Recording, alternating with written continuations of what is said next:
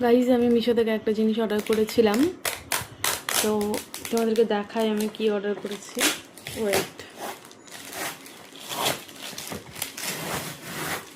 ছেলে তো ধৈর্য নয়, খুলতে শুরু করে দিয়েছে। এদিকটা দেখাও একটু, ফোনটা এদিকে করো, আরে জিনিসটা এদিকে করো, ক্যামেরাটা এদিকটায় আছে।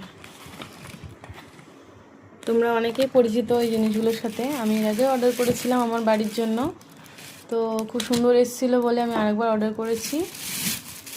এই দুটো জিনিস নতুন দিয়েছে, এগুলো ফ্রি দিয়েছে, ফ্রি আইটেম।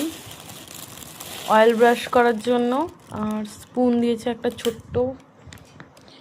দেখো এটা কোটাটা দেখি একটু, ওটা কি প্লাস্টিক নাকি কাচের মধ্যে আছে? কোনটা? ওই ম্যাটেরিয়ালটা প্লাস্টিক। প্লাস্টিক না? একটু অন ইয়ে করে দেখাও, খুলে দেখাও ওটাকে।